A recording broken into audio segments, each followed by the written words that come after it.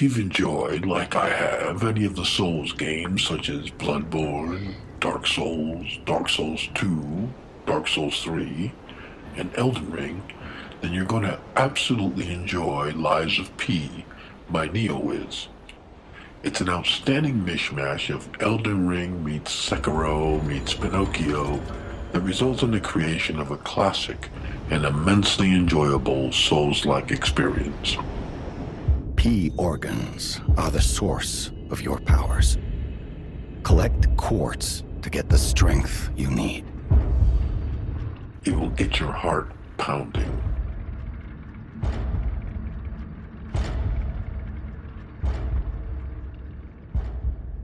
Now, from the moment you step out of the rail car where the game starts to the very end, the world of Lies of P is simply breathtaking, and its environment alive with a mix of awe and dread reminiscent of all Souls games, especially Bloodborne.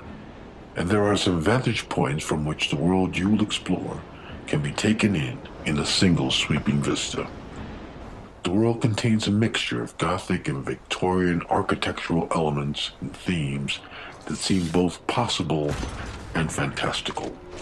Behind every door, a new part of the world will open up. But, just to be clear, Lies of P is not an open-world game in the traditional sense. It's not anywhere as large as the sandbox in Elden Ring, for example. There isn't even a map because you won't need one. The limited nature of the world is perhaps my only real disappointment. But the game more than makes up for this by keeping the areas and environments changing in interesting ways, each area more interesting than the last. There is this spooky and very challenging cathedral you'll come to hate over time. An opulent opera house. A steampunk exhibition center. This game borrows from the world of classical art, architecture, movies, and other genres, and heavily from the Souls combat playbook. The Hotel Krat, your home base, is gorgeous and wonderfully decorated. It feels very homey and safe. Way nicer than any other Souls hub. You can play records and even a piano here. You will come often to check your humanity level, try out new weapons, and also to level up. This cat will at first reject you, but as you gain humanity, it will start to warm up to you. These kinds of encounters make this game feel intimate, and you become invested in the NPC characters. The game employs the structure of the story of Pinocchio, but only its bare bones to create the setting and plot. It spins its own world within this familiar story to create something fresh and interesting. That you're precious to me, even when I ask you to do something dangerous. Speaking of which, there's a factory just beyond Elysian Boulevard. It's packed with countless puppets. There will be lots of dangerous puppets along the way. But he never came back. Please, go save him and shut down the factory. Remember, the hotel is the last safe place in Krat. It's our only refuge in a city full of perils. Be careful who you tell about this place, especially if they're stalkers or alchemists. Be wary of dangerous people. And always be a good boy to me. A nice addition in the game is this leveling system which require quartz to utilize. You can also change these settings as you face different challenges and experiment with your build. There are many wonderful NPCs in the game with engaging backstories and quests. The level of intimacy these characters exhibit is truly remarkable. A good example is the scene in which you have to tell the truth or an innocent lie to this old woman in order to advance the game. Oh, it's you. Come closer, won't you? When you reach a certain age, it's a comfort to reflect on old memories. That's a portrait of me when I was young. I was so feisty, so fearless back then. I loved the world, and the world loved me back. The passion of those days is long gone, but I still dream of those memories. I'm curious what your young eyes see. Is there any resemblance between me and that portrait? Do I still have No. It seems Geppetto even taught you good manners. Yes, those beautiful memories are still vivid in my mind.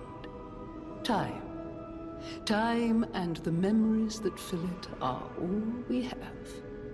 I hope you're making some good memories of your own. They may be a comfort to you someday.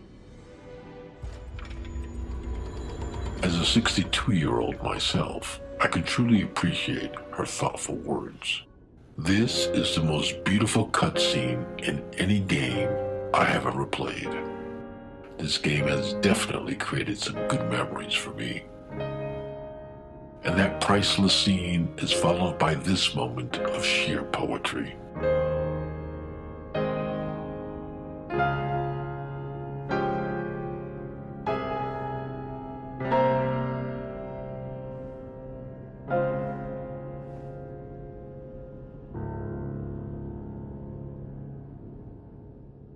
But enough of that. What this game is all about is combat and dying. You will die over and over and over again. You will be ambushed, gangbanged, and tormented. Yes, like in every Dark Souls game, you will suffer. But the sounds of your death scenes will be balanced by another sound. The sounds of victory, which sounds like this.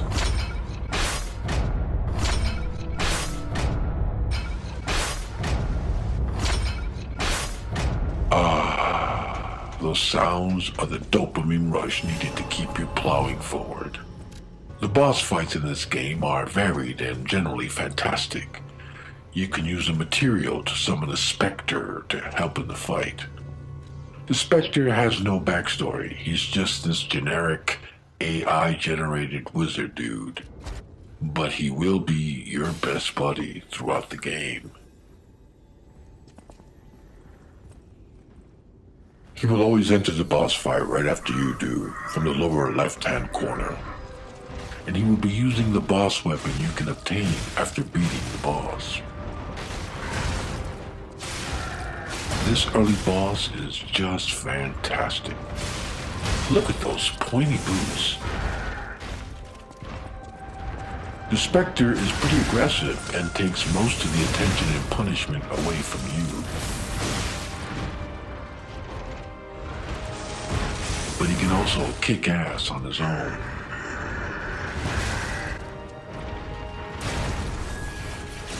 The sound, the fury, all very well done.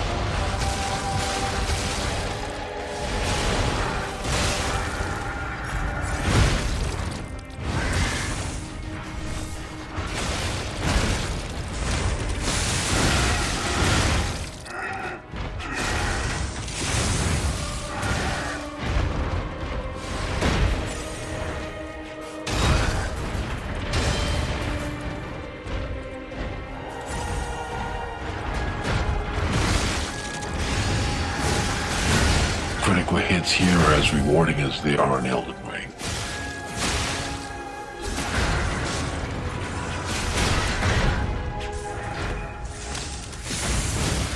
You can use items to keep the Spectre alive, and the key to survival is to keep him alive as long as possible.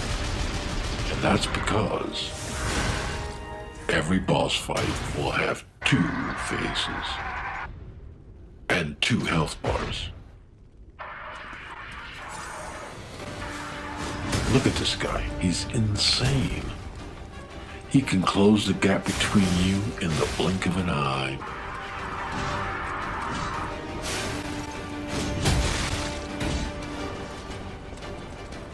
Here is where keeping the Spectre alive pays off.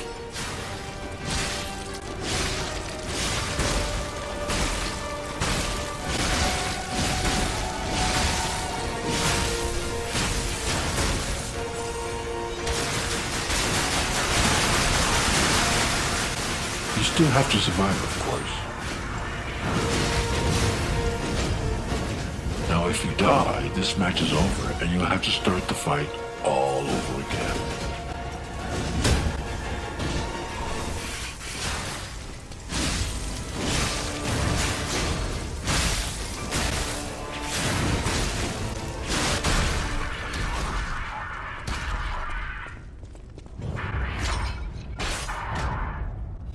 Thanks, Spectre dude.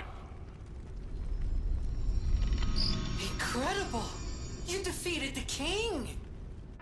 And this is how things will go as you progress the game and get better and smarter.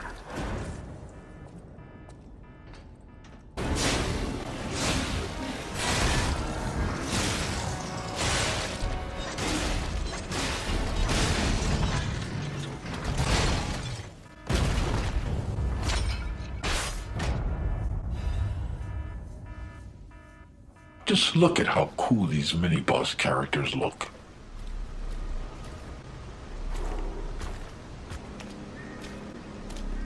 There's an excellent variety of bosses and mini-bosses.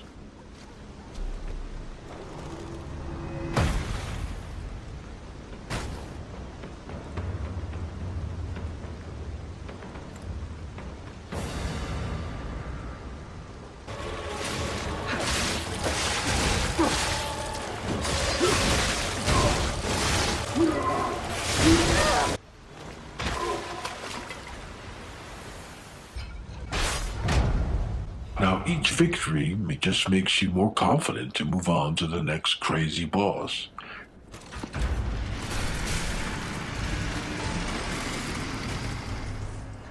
And they do get crazier, like this lunatic.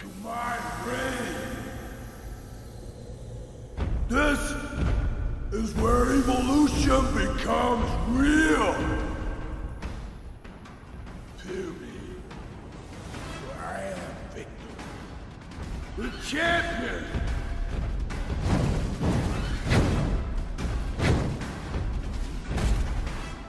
Yeah, he's coming at you. I found it best to take the boss on alone at first, to practice, learn its moves, and find those few windows of punishment.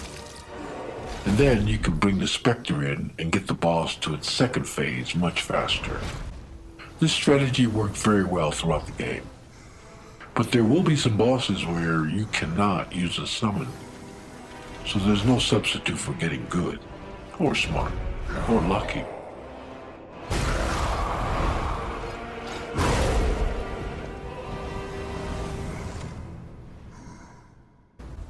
The new world belongs to us.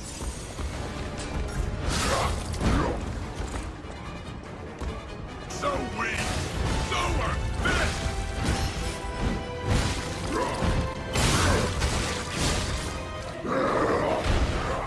The game also rewards you for playing more aggressively.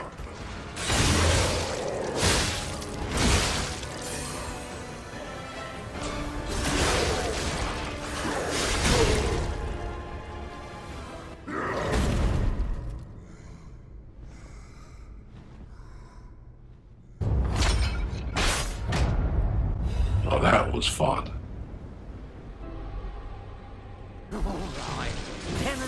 There are a few what I call gimmicky or unfair boss fights, like this terrible fight where you have to take on 4 opponents in total, 3 simultaneously.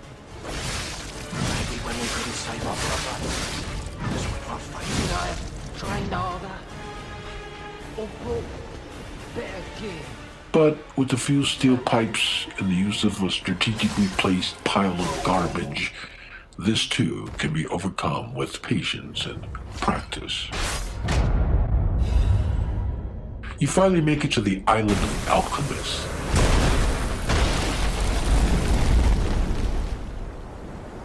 Listen, pal. Nice landing, but let's not make it a habit. This is one of my favorite all-time boss fights of any Souls game. I spent a lot of time gearing up for this match, amassing this bomb arsenal, and finding these cool Michael Jackson duds to boot. Just like all Dark Souls games, there are buffs and other equipment you can carry to make you stronger. And this is how far I've leveled up by endgame.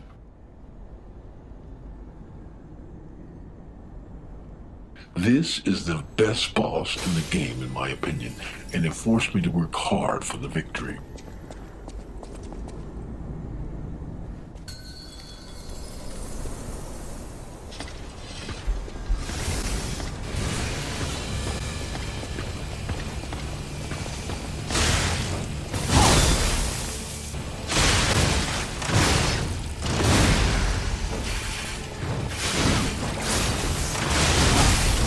Some fire, baby.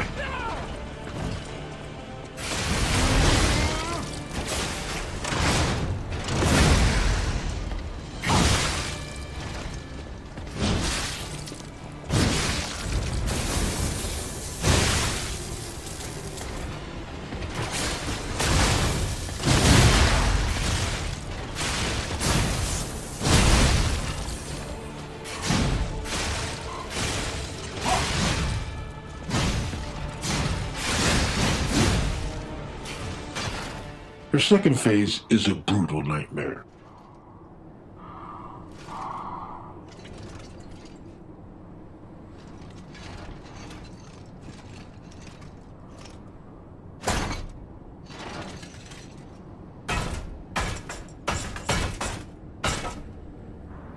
Oh, Simon.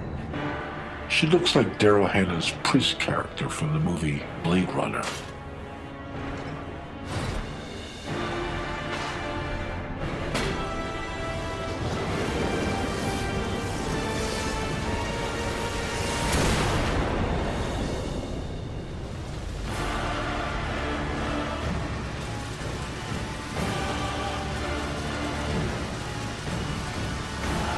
Your sword, Vexasia, swears to protect this tower. If you can survive this first barrage, you may have a chance.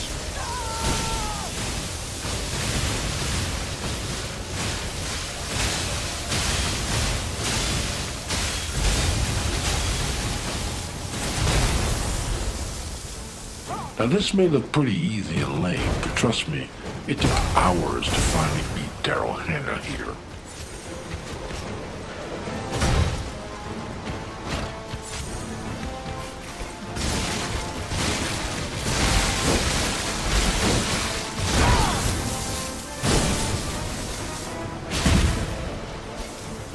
She can target you from anywhere they're in, like so.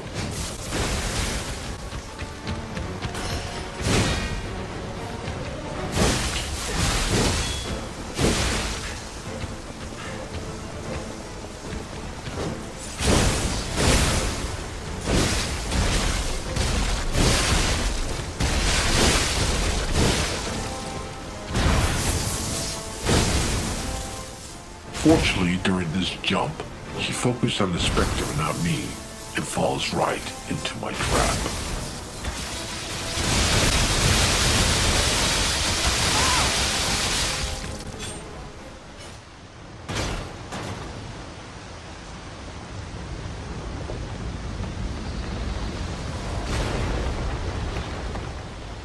sorry, Pris. Simon. Only you. But don't worry.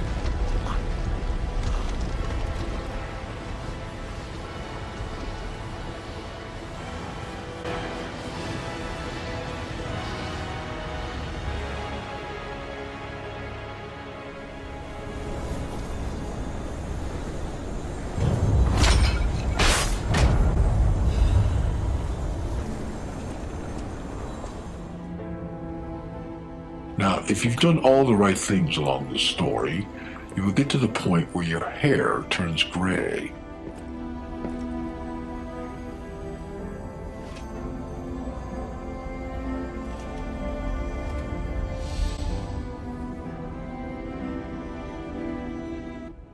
And this is something of a milestone for you as the player in the game. It means you've turned into a real boy.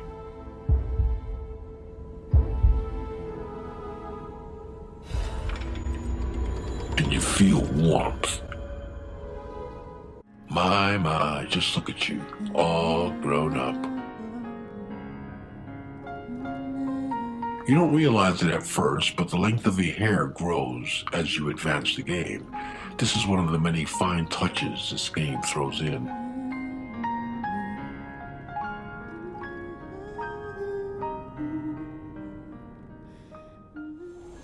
You are rewarded with this sweeping view as you reach the final boss area.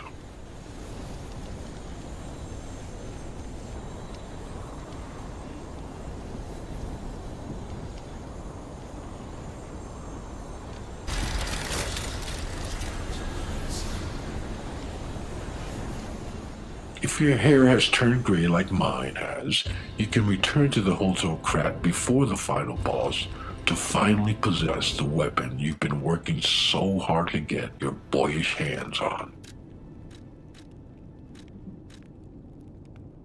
The Golden Lie.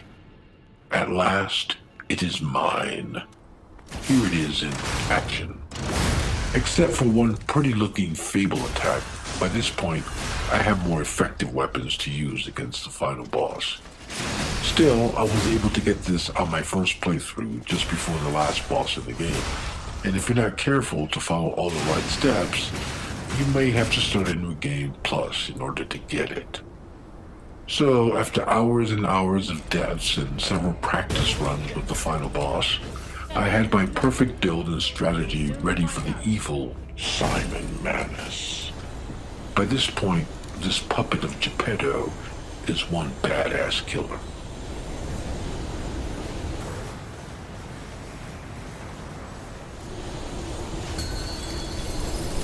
Show me everything you have, puppet of Geppetto. And the first phase is a breeze.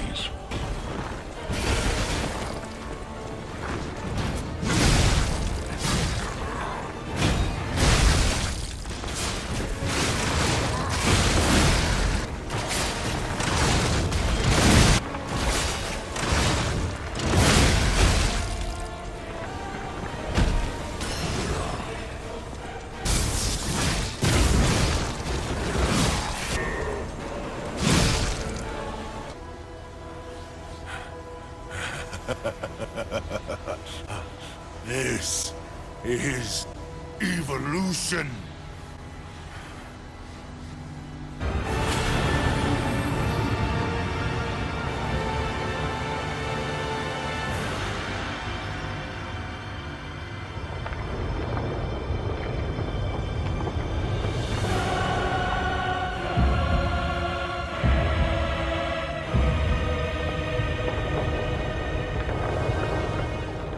This second phase cutscene is a clear homage to Michelangelo. Nice touch, Neo-Wiz. In the second phase, I only take a single glancing blow right about here. After that, I never have to use my weapon on him, not even once.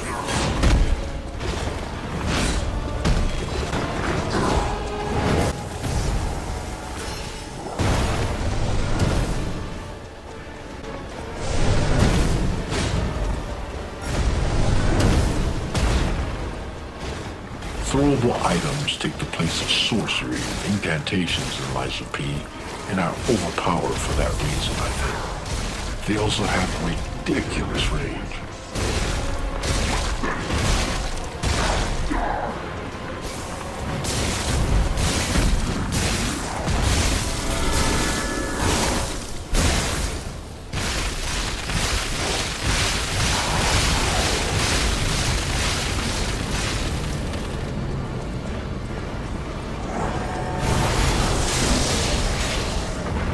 Keeping the Spectre alive here is key.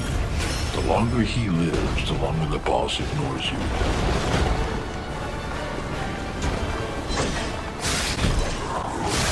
Now he can block some of these throws. Like this. Smacked it. Knocked it right out of the air. So you can't afford to miss your throws or you'll run out. And then you'd have to take him on mano a mano and hope you win out.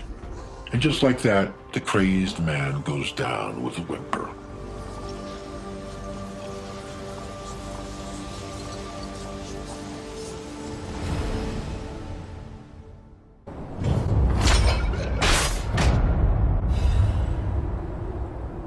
Before you start New Game Plus, you want to go back to the hotel to wrap things up. You'll discover that as a real boy, the cat is now very affectionate.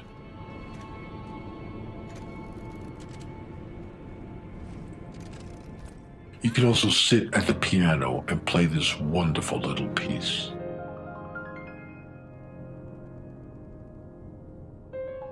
I gotta say, this is a brilliant closing moment in a brilliant and exciting game. The sense of accomplishment beating this game was just as awesome as beating Elden Ring for the first time. And that's no lie. This game shines in virtually every aspect: environment, story, character development, combat, enemy design, and music.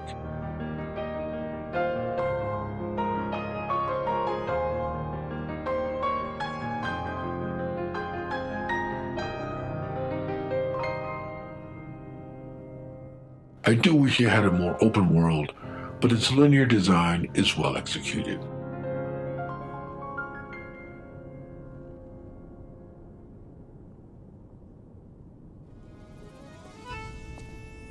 I'm definitely ready to start New Game Plus and choose a different ending. This game is Souls-worthy and easily ranks right up there with From Software's best games. Despite its obvious similarities with the genre, it manages to carve out its own unique identity as a standalone game you'll remember for some time.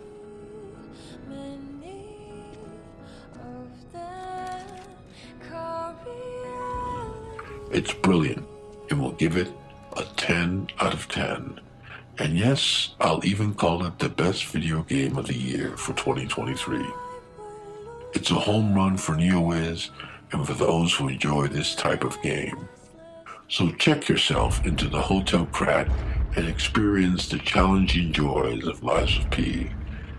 It will have your heart pounding from beginning to end. Thanks for watching, and let me know what you think in the comments below.